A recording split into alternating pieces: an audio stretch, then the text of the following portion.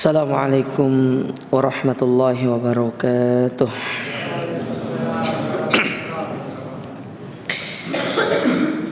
Alhamdulillahi rabbil alamin. Wabihi nasta'inu ala umuri dunya waddin. Wassalatu wassalam ala rasulillah wa ala alihi wa ashabihi wa mawalah. Wala hawla wala quwata illa billah, amma ba'd. Kaum muslimin wal muslimat, Bapak Ibu, para jamaah yang dirahmati Allah, alhamdulillah kita bersyukur kepada Allah Azza wa Jalla. Pada kesempatan yang berbahagia ini kita bisa kembali melanjutkan kajian kita dari risalah yang ditulis oleh Fadilatul Syekh Abdul Muhsin Ibn Muhammad Al-Qasim yang berjudul Khutwat ila Sa'adah, yaitu jalan-jalan menuju kebahagiaan yang hakiki. Dan kita sekarang masuk ke pembahasan Samaratul Ikhlas, yaitu buah-buah dari keikhlasan. Jadi kita masih pada sebab yang pertama, al-ikhlasu lillah. Kita ikhlas karena Allah Ta'ala. Dan sekarang kita masuk ke pembahasan Samaratul Ikhlas, buah-buah dari keikhlasan.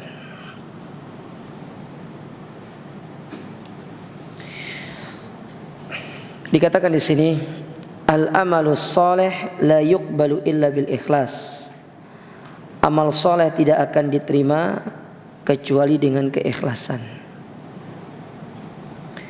Dan sudah kita sebutkan, amal soleh itu dikatakan amal soleh kalau terpenuhi dua syarat, ikhlas dan mengikuti sunnah.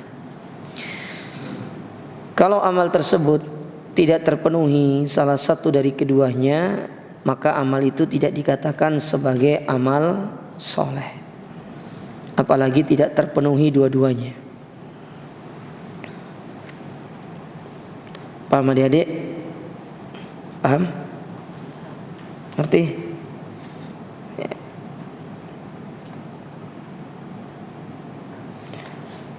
Tidak terpenuhi satu tidak dikatakan amal soleh, apalagi tidak terpenuhi dua-duanya.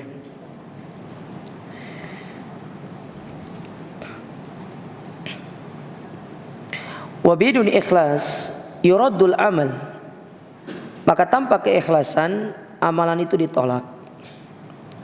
Walau katsura wal ikhlasu mani. Meskipun amal tersebut banyak.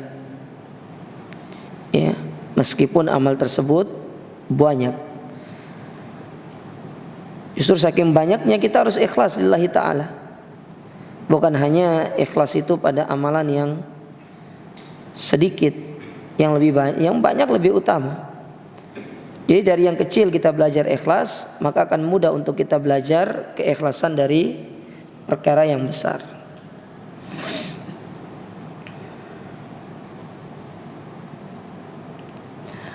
Qala subhanil iblis. Iblis atau Allah Ta'ala pernah menyebutkan tentang iblis dalam surat Shad ayat yang ke-82 sampai 83, yang kita kenal dengan istilah khutbahnya iblis. Jadi iblis itu pernah berkhutbah di hadapan Allah Ta'ala. Dalam beberapa ayat dibawakan oleh Allah Ta'ala, di antaranya dalam surat Shad pada ayat yang ke-82 sampai 83. Jadi ada juga dalam ayat yang lain. Saya carikan dulu ya.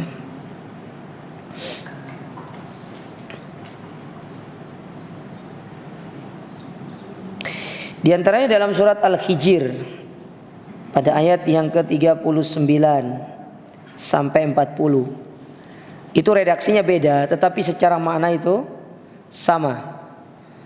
Surat Al-Hijr 49 sampai 39 sampai 40 dengan surat Shad ayat 82 sampai 83.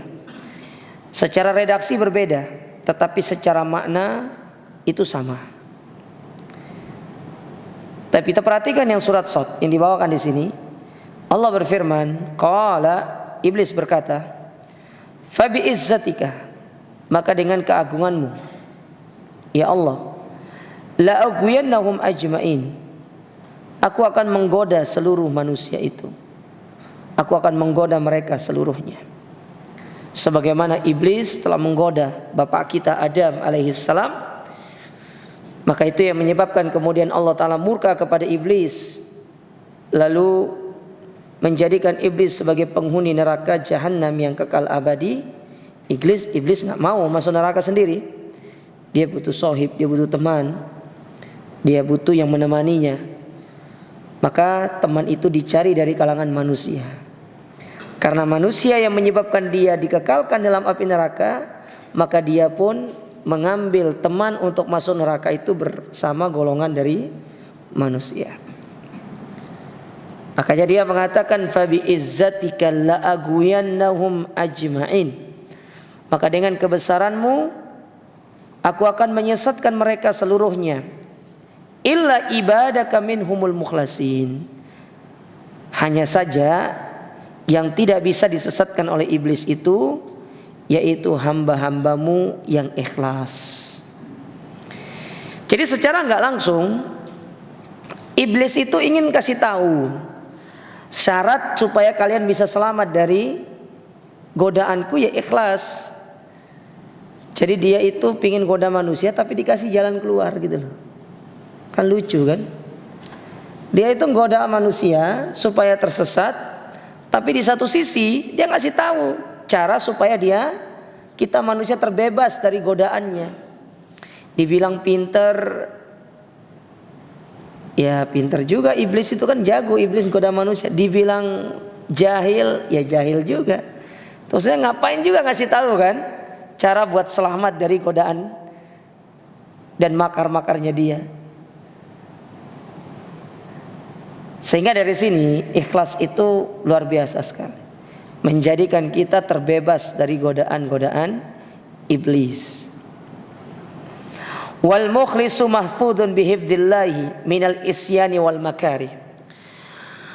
Orang-orang ikhlas itu dijaga oleh Allah Ta'ala dari yang namanya kemaksiatan dan perkara-perkara yang dibenci, yang bisa mendatangkan murka Allah.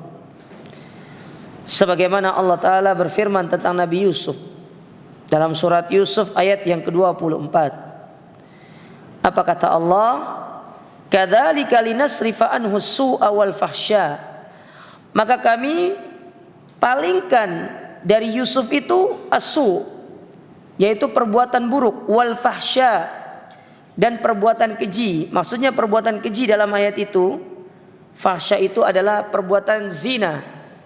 Karena kan Yusuf itu hampir berzina dengan istrinya Fir'aun, Imra'atu Aziz, Zulaikha. Hampir melakukan perbuatan zina. Dan itu sudah sampai pada taraf masing-masing sudah memiliki keinginan, sudah ada keinginan satu dengan yang lainnya. Makanya Allah sebutkan, walaqad hammad bihi wa hamma biha. Si wanita sudah mau, laki-lakinya juga mau, Yusufnya juga mau. Tapi karena Yusuf seorang yang ikhlas, seorang nabi, maka Allah menegur Nabi Yusuf. Maka dia pun diselamatkan oleh Allah Ta'ala dari godaan Imra'atu Aziz, istrinya Fir'aun. Ya, Fir'aun itu bukan di zaman Nabi Musa saja ya. Fir'aun itu gelar raja yang diberikan kepada penguasa Mesir. Jadi setiap orang yang naik menjadi penguasa Mesir diberi gelar raja namanya Fir'aun. Jadi nama gelarnya itu Fir'aun. Kalau orang Indonesia apa ya? Iya, pangeran ya, Sri Sultan. Nah, Sri Sultan. Bukan nama orang makan ya, Sri Sultan. Karena ada daerah Pandaan sana itu Sri Sultan namanya. Sri Sultan gitu kan, atau apa lagi? Kalau di daerah Sulawesi itu namanya kayak Daeng, itu kan gelar yang diberikan kepada orang. Ya.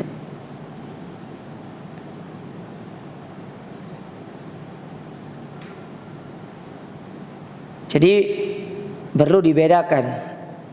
Karena banyak yang bilang, loh Ustaz, kan Fir'aun itu zaman Nabi Musa, nama raja dia Nabi Musa. Iya. Di Nabi Yusuf pun namanya Fir'aun. Karena raja itu atau gelar raja di Mesir itu namanya Fir'aun. Jadi Allah selamatkan dia wal fakhsya. Innahu min ibadinal mukhlasin. Kenapa Allah menyelamatkan Nabi Yusuf? Allah sebutkan sebabnya. Karena sesungguhnya Yusuf itu dari hamba-hamba kami yang ikhlas. Ikhlas. Nah dari sini kita tahu jemaah, ikhlas itu menyelamatkan kita dalam kondisi yang sangat genting. Antum bayangkan, Yusuf sudah berada pada posisi yang sangat sulit. Dia tidak bisa lagi menghindari Imra'atu Aziz. Tapi karena keikhlasan dia kepada Allah Ta'ala, akhirnya menyelamatkan dia dari yang namanya perbuatan keji. Sehingga dari ayat ini kita bisa mengambil satu pelajaran, bahwasanya di antara buah keikhlasan itu menjadikan seorang selamat dari perbuatan-perbuatan yang mungkar di saat puncak-puncaknya perbuatan itu. Di saat puncaknya perbuatan tersebut. Kan ini kita berkaca dari kisahnya Nabi Yusuf. Bagaimana di puncak dia ingin melakukan suatu perbuatan yang maksiat kepada Allah. Allah selamatkan dia. Allah berikan dia jalan keluar. Maka kalau kita ingin diselamatkan oleh Allah Ta'ala dalam satu kondisi yang sangat mencekam atau mungkin sangat sempit sekali, maka caranya adalah belajarlah untuk ikhlas di dalam setiap perbuatan kita, karena itu yang akan menyelamatkan kita dan Allah Ta'ala akan memberikan pertolongannya kepada kita. Baik. Kemudian wa fil ikhlas tuma'ninatul qalbi. Dan di dalam keikhlasan itu ada yang namanya tuma'ninatul qalbi. Tuma'nina itu ketenangan hati. Ya, ketenangan hati. Kenapa orang itu bisa merasakan ketenangan hati? Lah karena dia tuh kan sibuknya hanya mencari ridho Allah. Dia tidak mencari ridho manusia. Artinya dia kalau manusia itu mau komentar apapun terserah dia. Yang penting kan bagi dia bagaimana Allah Ta'ala itu ridho sama dia. Sehingga disebutkan oleh Dhunnun, kan disebutkan oleh Dhunnun, kalau nggak salah sudah pernah disebutkan di sini ya, oleh Dhunnun. Ya.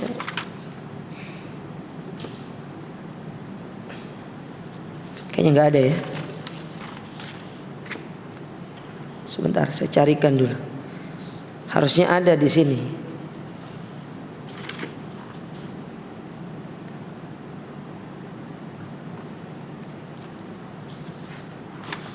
Sebelumnya kita sudah pelajari kalau nggak salah.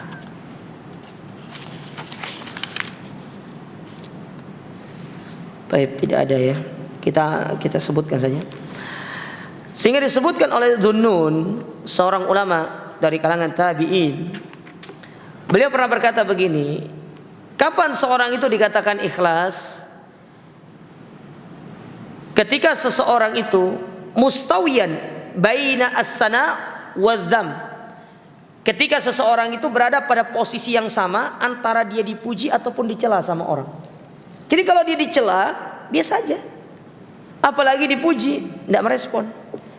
Sehingga orang ini adalah orang yang sifatnya tidak perhatian terhadap komentar netizen. Nah, kalau bahasa orang sekarang itu, mau netizen puji dia, mau netizen cela dia, nggak peduli dia. Sama aja. Ada orang datang puji dia, ada orang datang cela dia, kondisinya tetap sama. Dia hanya bagaimana menghadapkan dirinya untuk Allah Ta'ala. Ya. Sebagaimana doa iftitah yang kita sering sebutkan, inni wajjahtu wajhiya lilladzi fataras samawati wal ardh. Dia posisinya seperti itu. Hanya dia bagaimana menghadapkan wajahnya kepada Allah Ta'ala. Dia tidak peduli orang kiri kanan dia ngomong apa. Karena bagi dia keridhaan Allah Ta'ala itu di atas segalanya. Ridallahu fawqa kulli syai'. Ridha Allah itu di atas segalanya. Mau manusia ridho sama dia, mau manusia benci sama dia, tidak peduli dia. Yang penting dia melakukan kebaikan lillah, menjauhkan keburukan lillah. Hanya itu yang dia tahu dalam dirinya. Ketika dia berbuat baik, orang puji dia, dia tidak gubris. Ketika dia terjatuh ke dalam satu kemaksiatan, dia pun kembali kepada Allah lillah. Dia tidak peduli dengan komentar orang. Umumnya kita belum sampai pada derajat ini. Di saat kita dicela, kita terpuruk. Di saat kita dipuji, kita lupa untuk ikhlas lillahi ta'ala. Karena kata Dunun perlu untuk direnungkan, yaitu mustawiyal abdi bainas sama'i wadzul. Kondisi seorang mukmin yang dia itu sama ketika dia dipuji atau dicela oleh orang. Dia tidak peduli. Dia mau dicela mau dipuji terserah. Yang penting saya beramal lillahi ta'ala. Dia tidak peduli semua itu. Maka dia akan mendapatkan yang namanya tuma'ninatul qalbi, ketenangan hati, ketentraman jiwa. Wah, ini dibutuhkan jemaah, luar biasa. Jadi salah orang-orang itu kalau mencari ketentraman jiwa, ketenangan hati, dia pergi ke taman, duduk. Benar, bisa menenteramkan jiwa. Tapi setelah itu, dia keluar dari taman itu, dia akan kembali lagi seperti sedia kala sebelum dia masuk ke taman tadi. Karena sifat dari taman itu hanya memberikan ketenangan sesaat. Tetapi kalau orang ikhlas, itu bukan sesaat. Sepanjang usianya diberikan ketenangan sama Allah. Karena yang meletakkan ketenangan itu Allah. Karena perlu diingat, pemilik ketenangan itu adalah Allah Subhanahu wa ta'ala. Maka raihlah ketenangan itu dengan cara yang dibenarkan oleh Allah, bukan dengan cara yang tidak dibenarkan. Sama dengan poin yang berikutnya. Kata Syekh di sini, wa fil ikhlas tuma'ninatul qalbi. Ini yang pertama. Artinya poin yang kedua dari yang sebelumnya. Yang berikutnya, wa syu'urun bis sa'ada. Dia akan merasakan kebahagiaan. Ini bukan kebahagiaan yang semu, tetapi kebahagiaan yang hakiki, yang sejati, yang dibutuhkan oleh banyak orang. Semua orang ingin bahagia. Semua orang ingin bahagia. Enggak ada orang tidak ingin bahagia jemaah. Antum tanya, lakukan survei. Ya, coba antum lakukan survei kepada seluruh masyarakat Surabaya. Jangan hanya survei pasangan calon presiden aja, tapi survei aja untuk masalah kesehatan, kebahagiaan. Tanya, ambil 100 koresponden ya, 100 orang tanya, pengen bahagia atau sengsara hidup di dunia? Insya Allah 100 orang akan menjawab, saya pengen bahagia di dunia. Cuma masalahnya banyak orang yang masih belum tahu cara untuk mengantarkan dia kepada kebahagiaan yang hakiki. Belum tahu. Kalaupun dari 100 orang itu mungkin hanya sekitar 10 ataupun kurang dari itu yang mengetahui cara mencapai kebahagiaan yang sejati. Karena manusia itu pola pikirnya banyak, sehingga dia memandang kebahagiaan itu menurut pola pikir dia masing-masing. Si A melihat kebahagiaan itu dengan punya banyak anak. Si B dia akan bahagia kalau dia punya banyak harta. Si C dia akan bahagia kalau dia punya banyak aset. Si D bahagia kalau dia suka gibah temannya setiap hari. Banyak orang itu bahagianya dia anggap bahagia. Dia pola pikirnya itu beraneka ragam.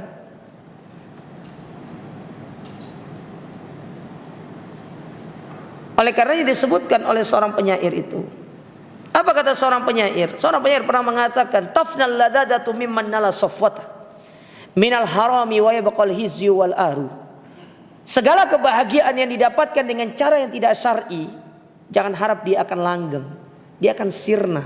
Seiring berjalannya dengan sebab tersebut hilang dari kita, kebahagiaan itu akan hilang dari diri kita. Ada orang mencari kebahagiaan dengan mendatangi tempat-tempat yang haram, diskotik misalkan. Apakah dia bahagia? Saat itu dia bahagia, tapi ketika dia keluar, apakah kebahagiaan itu akan tetap bersama dia? Tidak.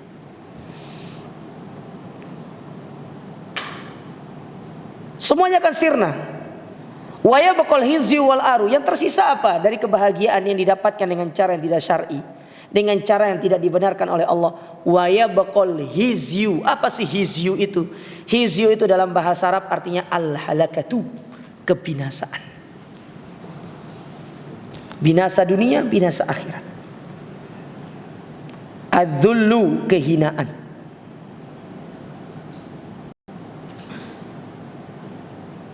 Kalau sudah demikian, apa sih manfaatnya bahagia dengan cara yang seperti itu? Nah, kalau ingin bahagia itu ikhlas tempatnya. Karena antum tidak akan memikirkan bagaimana komentar orang, antum akan hidup bahagia. Yang bagaimana antum pikirkan itu gimana caranya Allah Ta'ala ridho sama antum, sudah gitu aja. Oleh karenanya kata para ulama, ketika membahas tentang bab masalah ridho, sebab pertama orang bisa mendapatkan ridho Allah itu, ya, sebab pertama orang bisa mendapatkan ridho Allah Ta'ala itu adalah dengan dia mengikhlaskan dirinya dalam setiap amal perbuatannya. Itu sebab pertama.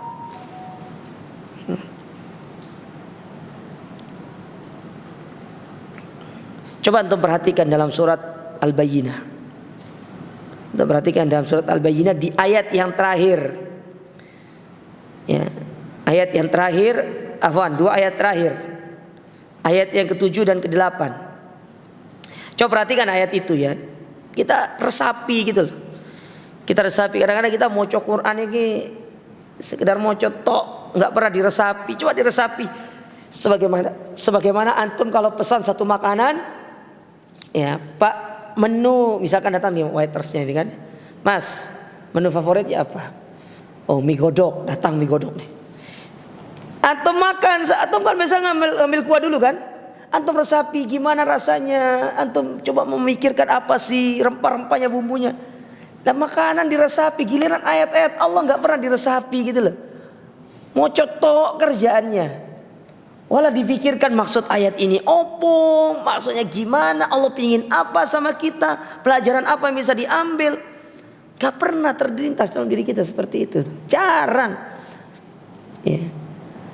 Padahal kita sudah dimudahkan sama Allah ya. Ada buku tafsir yang sudah diterjemahkan oleh para ustadz-ustadz kita. Banyak penerjemah buku tafsir sekarang. Artinya kita dipermudah untuk maksud ayat ini opo sih ya. Ayat ini apa maksudnya? Yang bisa bahasa Arab, aplikasi Al-Quran mudah, banyak aplikasi yang menunjang yang namanya tafsir, tinggal dibaca. Nah, kita kembali ke ayat ini. Coba antum perhatikan. Ayat yang ke-7, apa kata Allah di situ? Innal ladzina amanu wa amilus solihat ulaika hum khairul bariyah. Sesungguhnya orang-orang yang beriman. Siapa sih yang beriman itu? Siapa kriteria yang beriman itu? Salah satu sifatnya apa? Ikhlas. Orang yang ikhlas. Ini salah satu kriterianya. Kita kalau mau urai kata beriman itu ada ikhlas, ada yakin, ada husnudzon. Husnudzon sama Allah, yakin sama Allah. Ini yang masih jarang dari kita nih. Ikhlas, yakin, husnudzon. Tapi coba kalau sama manusia, yakinnya 1000%. Saya yakin sama dia pasti bantu saya. Kayak Anda yakin sama seorang pilot yang akan menerbangkan Anda dari suatu tempat ke tempat berikutnya. Kayak Anda yakin dengan seorang super kendaraan, super bis misalkan. Anda naik bus dari Surabaya ke Jakarta, Anda yakin dia akan bisa mengantarkan Anda sama keluarga Anda sampai ke tujuan. Padahal Anda tidak kenal sama dia. Tidak kenal sama super itu. Tidak kenal kita. Tapi kita yakin.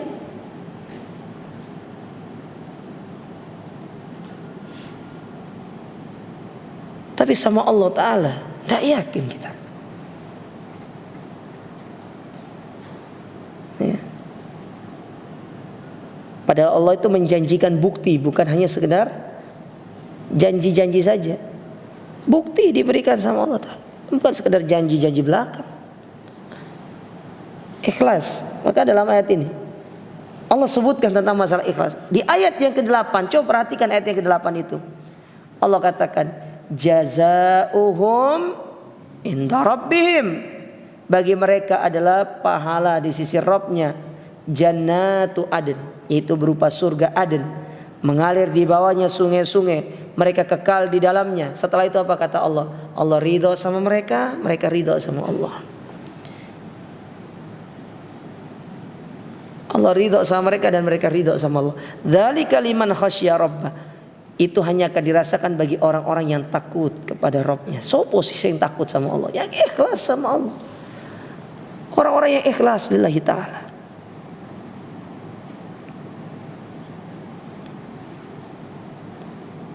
Oleh karena itu para jemaah sekalian ya, penting untuk kita membangun keikhlasan, karena itu akan membahagiakan kita, memberikan kebahagiaan kepada kita dunia dan akhirat, dan ini yang dibutuhkan oleh manusia untuk hidup di dunia ini. Kata Imam Syafi'i, lastu aras sa'adata bijam'i mal. Aku tidak pernah melihat orang bahagia karena mengumpulkan harta. Lakinnas sa'adatu huwa taqi. Tapi kebahagiaan itu terletak pada ketakwaan, yaitu orang-orang yang ikhlas di dalam dia beramal. Bahagia. Kalau orang sudah ikhlas dia tidak peduli apa kata orang. Dia berjalan sudah. Sampai-sampai ada sebagian para ulama, sebagaimana dibawakan di dalam kitab-kitab Tazkiyatun Nufus, di antaranya apa yang disebutkan oleh Imam Ibnu Rajab, kemudian dibawakan oleh Syekh Abdul Qadir Al-Jilani dalam buku-buku mereka. Ikhlas itu gampangannya seperti seorang menggunakan topeng kuda. Seperti kuda yang sedang menggunakan topengnya. Coba untuk lihat kuda kalau pakai topeng, dia nggak ada kesempatan untuk noleh kiri, noleh kanan. Dia akan terus memandang ke depan, lurus. Dia akan lurus pandangannya ke depan. Itu ikhlas kata para ulama. Nah, kalau kita kan masih belum menggunakan topeng kuda ini, karena masih suka lirik kiri, lirik kanan. Taib. Berikutnya kata Syekh, orang yang ikhlas itu warahatun min dhullil khalqi, dia akan merasa santai-santai mawon dari celaan-celaan makhluk. Tidak peduli dia mau makhluk mencela dia seperti apa, nggak peduli, santai aja. Ya, hidupnya slow gitu loh. Tidak peduli dengan celaan-celaan. Celaan-celaan bagi dia itu justru suatu spirit yang akan menjadikan dia terus supaya bisa ikhlas kepada Allah Ta'ala. Dia tidak akan pernah, istilahnya dia tidak akan pernah apa ya bahasanya ya, ya istilahnya itu, kayak mentalnya itu down gitu loh. Dengan celaan itu justru itu akan menjadikan dia semakin semangat, dan itu akan dijadikan sebuah spirit bagi dia untuk menjadi orang yang lebih ikhlas lagi. Karena memang manusia itu ada yang pro, ada yang kontra sama kita. Dia tidak peduli sudah, tidak usah. Komentar-komentar orang itu tidak perlu diperhatikan. Ya. Makanya coba lihat Allah Ta'ala menyebutkan tentang orang beriman itu, kalau sudah selesai beramal ditinggalkan. Innama nut'imukum liwajhillah la nuridu minkum jazaan wala syukur. Sudah selesai beramal ditinggalkan, tidak perlu diingat-ingat lagi. Ya. Saking kita disuruh untuk meninggalkan amalan segera, jangan sampai kita menanti orang berterima kasih, karena itu akan merusak niat kita. Sudah tinggalkan, balik, kasih, pergi, kasih, pergi. Ya. Dengan kita meyakini Allah pasti akan memberikan balasan.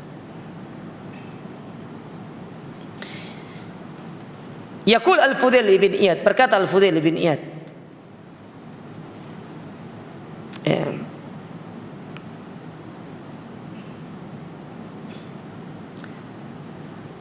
beliau pernah mengatakan, sebagaimana ungkapan ini dibawakan oleh Syekhul Islam Ibnu Taimiyah dalam buku beliau Majmu' Fatawa Al-Islam pada juz yang pertama halaman 93. Nih, antum perhatikan perkataan ini perkataan yang indah dari Ibnu Taimiyah, dari Fudail bin Iyad. Man arafan nas istaroha. Orang yang benar-benar mengetahui dan mengenal sifat dan watak manusia, dia akan istirahat dari mengejar pujian manusia itu. Orang yang benar-benar mengenal watak manusia, dia akan berhenti untuk menjadikan mereka itu senang sama dia. Apa maksudnya? Bahwasanya apa yang dikeluarkan oleh manusia berupa pujian, berupa celaan, la yanfa'uhu wa la yadur, tidak akan memberikan dia manfaat, tidak akan memberikan dia mudarat. Selama, tolong dicatat ya, selama antum tidak gubris. Tapi kalau antum gubris, antum pikir, antum renungkan, itu baru akan menjadikan kita terdampak dari ucapan itu. Tetapi kalau kita biarkan aja ucapan itu dia berlalu, sudah dia ngomong apa terserah, sudah nggak perlu didengar, tidak perlu didengar, biarkan itu ucapannya berlalu. La yanfa'uk wa la yadurruk, tidak akan memberikan manfaat, tidak akan memberikan mudarat sama kita, sudah. Ini yang dimaksud dengan perkataan ini. Man arafan nas istaroha. Orang yang kenal watak manusia itu, dia akan istirahat, dia akan berhenti untuk bagaimana mengejar manusia supaya ridho sama dia. Buat apa? Mafi faedah, tidak ada manfaatnya. Ya. Sayangnya masih banyak di antara kita yang tidak kenal watak manusia. Masih suka kita. Sampai-sampai kita dapati kan memang sengaja banyak sebagian manusia itu melakukan kebaikan supaya orang lain itu senang sama dia, supaya orang lain itu puji dia, supaya orang lain itu suka sama dia, supaya orang lain begini-begini, supaya tidak dicela begini-begini. Kan banyak, masih banyak yang seperti itu. Wallah, rugi kita coba. Rugi. Coba bayangkan ya, berapa hal yang hilang dalam diri kita, berapa banyak kerugian yang kita rasakan hanya dengan kita menjadikan mereka itu supaya senang, supaya suka sama kita. Waktu kita berpikir bagaimana membuat mereka bahagia, itu membutuhkan waktu, tenaga, belum nanti usaha. Banyak yang kita rugi itu. Tahu-taunya tidak sesuai ekspektasi kita, lebih rugi lagi. Lebih rugi lagi ya. Pertanyaannya, apakah kita mau hidup dalam kondisi seperti itu terus? Ya. Sementara Allah Subhanahu wa taala telah menjadikan kita abdun hurriyah, hamba yang bebas.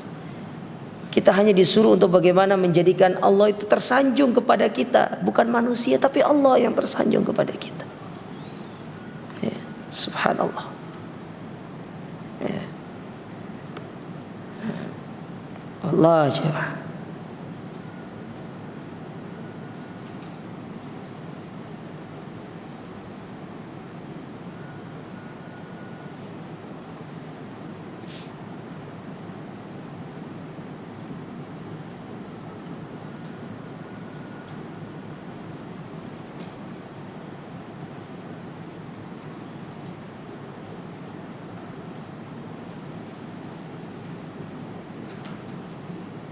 Taib.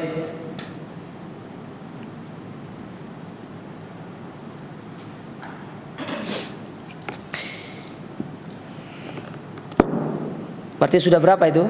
1, 2, 3, 4. Itu manfaat keikhlasan. Nah, sekarang nih poin yang kelima nih. Tapi tidak disebutkan memang poinnya, tapi kita mengklasifikasikan sendiri ya. Nggak disebutkan sama Syekh di sini. Kata Syekh, wabil ikhlas, dengan keikhlasan, rif'atud darajat, Allah akan mengangkat derajat kita. Ya. Allah akan mengangkat derajat kita.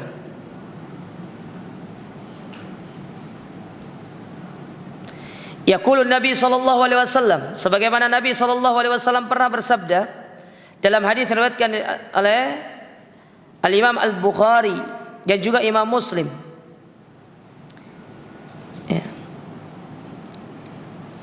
Imam Bukhari di nomor hadis yang ke-1295. Di nomor hadis yang ke-1295.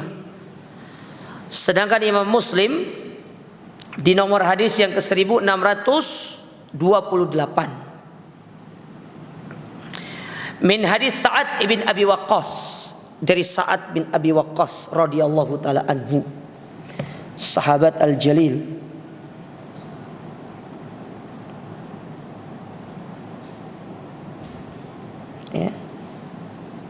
sahabat Al-Jalil,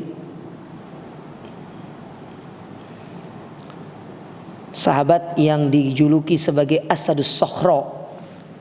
Apa Asadus Sokhra? Pernah dengar antum? Apa julukan dari Sa'ad bin Abi Waqqas? Singa yang tertidur. Pernah dengar kan?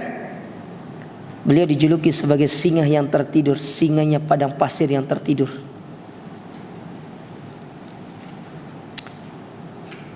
Dan beliau mulai turun gunung lagi untuk berperang itu ketika perang melawan Qadisiyah. Perang Qadisiyah ketika melawan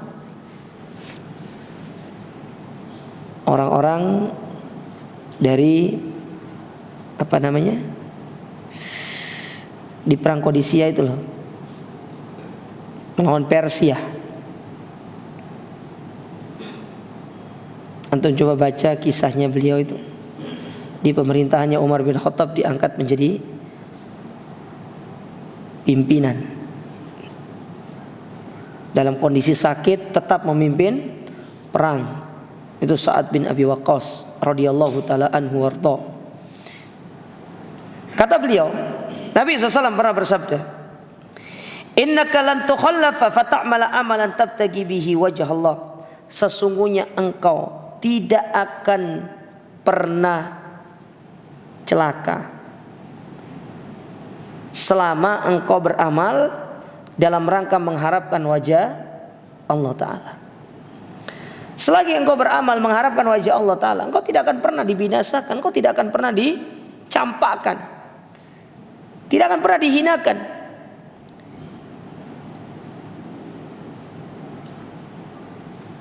Selama engkau beramal dengan mengharapkan wajah Allah, illa isdatta bihi darajatan wa rifatan, melainkan amalan yang kau lakukan itu seyogyanya akan meninggikan derajatmu dan kedudukanmu di sisi Allah Ta'ala. Subhanallah, mengangkat derajat kita.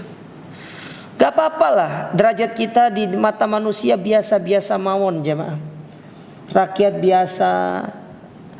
Ya, kita tidak punya kedudukan, kita tidak punya istilahnya ya tidak punya ya kedudukan lah, tidak punya tempat lah, artinya bukan orang terpandang. Tapi jadilah kita termasuk ke dalam golongan orang-orang yang seperti Uwais Al-Qarni. Dia tidak punya kedudukan di tengah kaumnya, tetapi dia adalah orang yang diangkat derajatnya, diangkat kedudukannya sama Allah Ta'ala, disebabkan karena dia beramal ikhlas lillahi ta'ala. Antum mendengarkan kisahnya Uwais Al-Qarni itu ketika dia punya uang, membeli seekor kambing, anak kambing, lalu dibawa turun naik gunung. Manusia banyak berkomentar tentang dia, tapi dia tidak peduli, karena kan mereka tidak ngerti apa yang dilakukan oleh Uwais. Kenapa dia melakukan seperti itu, kan begitu kan? Dia tidak ngerti. Dan juga Uwais Al-Qarni tidak ada hajat juga untuk menceritakan kenapa dia seperti itu. Tidak perlu juga. Orang lain itu tidak perlu tahu juga apa yang harus kita kerjakan jamaah. Maka sungguh sangat mengherankan orang sekarang, sedikit-dikit segala kegiatannya itu di-share di media sosial. Bahkan kegiatan-kegiatan harian dia bersama keluarganya, buat apa? Tidak perlu. Itu cukup antara kita dengan Allah, dengan dengan keluarga kita, dan Allah Ta'ala yang tahu. Sudah, tidak perlu kita share di tengah-tengah masyarakat, apalagi itu dijadikan sebagai konsumsi publik.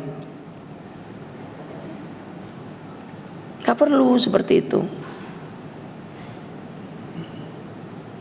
Orang mukmin tidak seperti itu. Dia tidak perlu menceritakan apa yang menjadi aktivitas hariannya, karena umumnya atau hukum asalnya kegiatan-kegiatan kita yang bukan syiar agama itu pada hakikatnya disuruh untuk disembunyikan.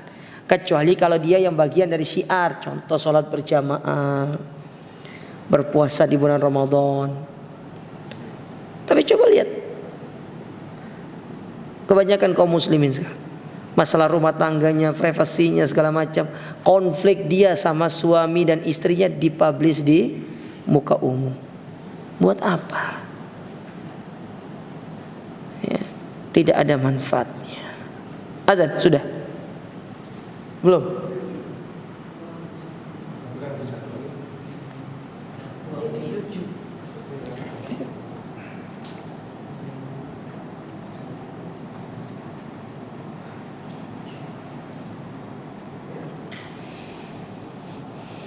Taib.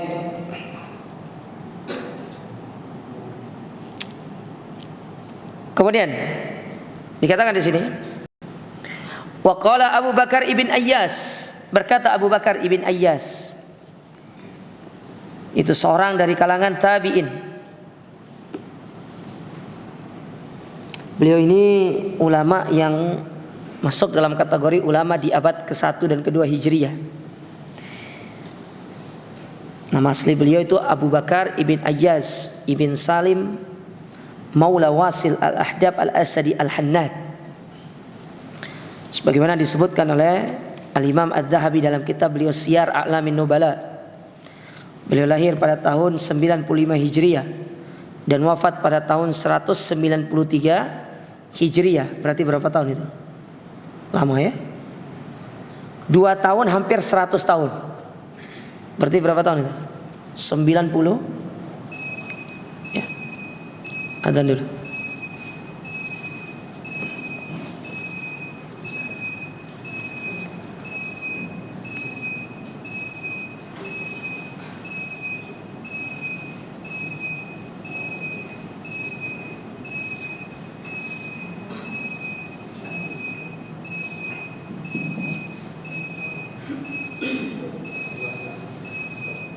Allahu Akbar,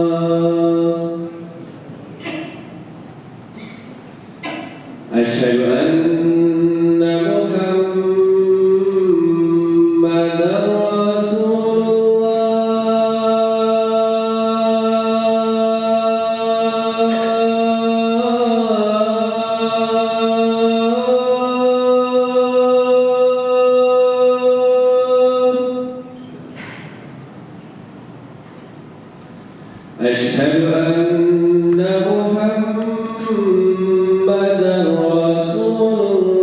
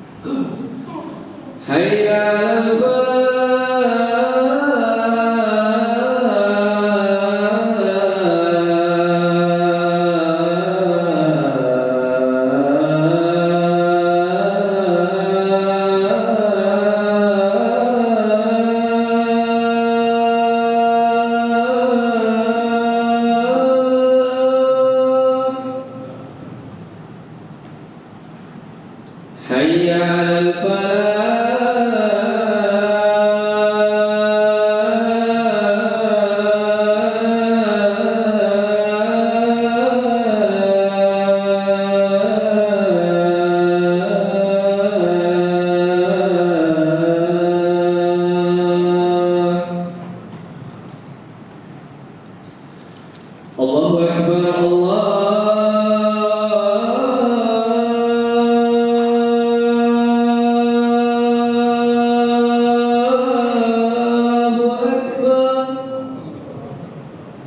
La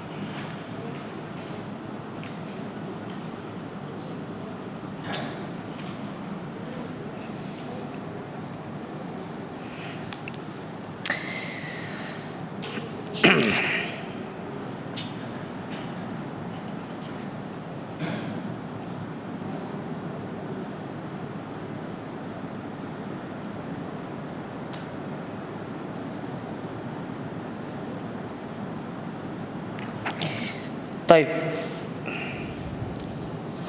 Perhatikan kata Abu Bakar ibn Ayyas. Masya Allah, perkataan ini perkataan yang bagus sekali. Kata Abu Bakar ibn Ayyas, "Ma sabaqahum Abu Bakrin as-Siddiq." Sesungguhnya Abu Bakar as-Siddiq tidak mendahului para sahabat itu bisolatin wala siyam, bukan dengan ibadah salat atau ibadah puasa. Jadi Abu Bakar itu tidak mengungguli para sahabat itu dengan salat dan puasa, tidak. Tapi dengan apa? Walakin bi syai'in waqara fi qalbihi. Akan tetapi yang menjadikan Abu Bakar itu unggul di antara semua para sahabat, bagaimana keikhlasan dia dan bagaimana hati dia di dalam menerima iman kepada Allah Ta'ala dan Rasulnya. Antum pernah lihat Abu Bakar As-Siddiq radhiyallahu ta'ala anhu ragu dengan apa yang disampaikan oleh Nabi? Tidak pernah.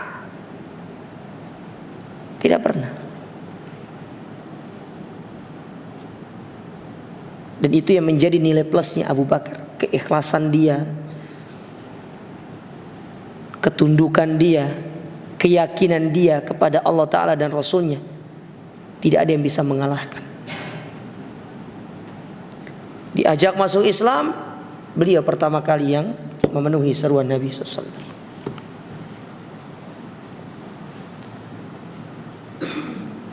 Peristiwa Isra Mi'raj, banyak orang ragu. Gak mungkin lah.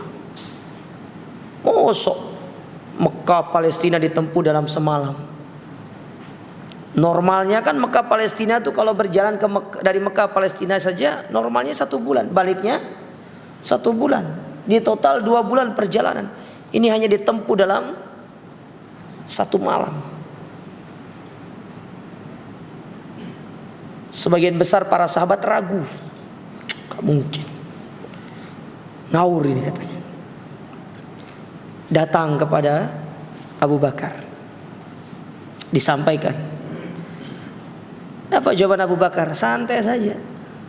Kalau Muhammad yang ngomong, aku percaya. Kalau Muhammad yang berbicara, aku percaya. Andai kata Muhammad mengatakan tembok ini berwarna hitam, padahal tembok itu berwarna putih, aku akan katakan mataku berdusta dan aku akan membenarkan Muhammad yang mengatakan tembok itu berwarna hitam, meskipun pada hakikatnya tembok itu berwarna putih. Itu yang tidak kita miliki. Keikhlasan pada taraf itu tuh tidak kita miliki. Keimanan pada taraf itu yang tidak kita miliki. Dan itu yang perlu untuk kita biasakan diri kita jemaah, supaya kita termasuk orang-orang yang diangkat derajatnya oleh Allah Subhanahu wa taala. Wallahu a'lam bishawab. Ini yang bisa kita ambil, insyaallah kita lanjutkan pada pertemuan berikutnya. Aku qouli hadza subhanakallahumma rabbana bihamdika asyhadu an la ilaha illa anta astaghfiruka wa atubu ilaik. Wassalamualaikum warahmatullahi wabarakatuh.